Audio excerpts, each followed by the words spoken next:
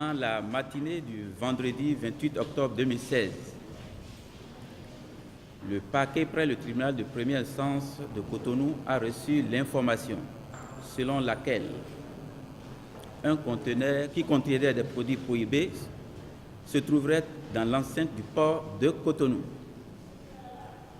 Une enquête a été dès lors ouverte et a conduit d'abord à la découverte d'une quantité de 17,265 kg de substances qui, à considérer les tests effectués par les spécialistes, serait de la cocaïne. À partir de ces éléments, de fait, et conformément aux dispositions légales en la matière, l'enquête a démarré avec l'expertise de l'Office central de répression du trafic illicite de la drogue et des stupéfiants OCETID. Par souci d'efficacité et de cohérence dans la conduite de l'enquête, une commission mixte d'enquête judiciaire a été mise en place. Il est à noter qu'à la suite de cette découverte, 4 personnes contre lesquelles il existe des indices graves et concordants ont été interpellées et gardées à vue pour les nécessités de l'enquête. Il s'agit de personnes, dirigeants ou agents de sociétés ayant un rôle actif ou non dans la chaîne de l'importation de produits majoritairement retrouvés dans le conteneur en cause. Il est à préciser que 1. 2 conteneurs ont été embarqués depuis le Brésil à destination de la société Common SA au Bénin. Contrairement à ce qu'on a pu entendre, le conteneur inspecté le 28 octobre ne faisait pas partie d'un grand nombre de conteneurs à l'embarquement, il n'était que 2. 2.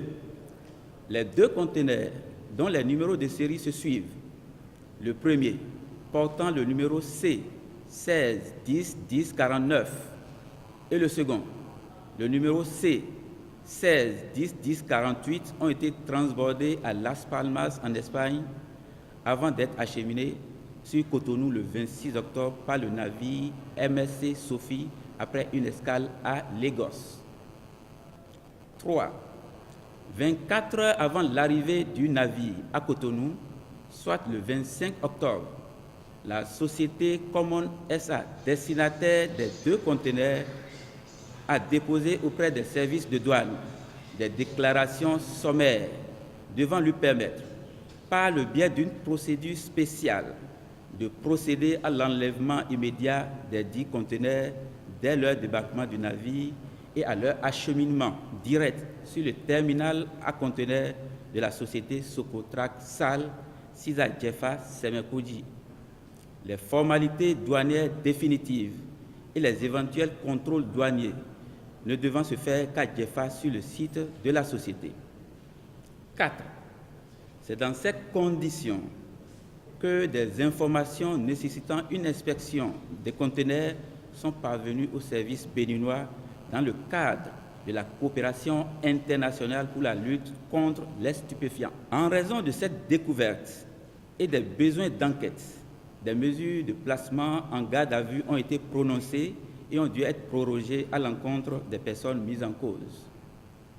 L'équipe des enquêteurs s'active sur mes instructions dans la poursuite des investigations en toute sérénité et professionnalisme en vue de la suite procédurale pertinente à y donner dans les meilleurs délais.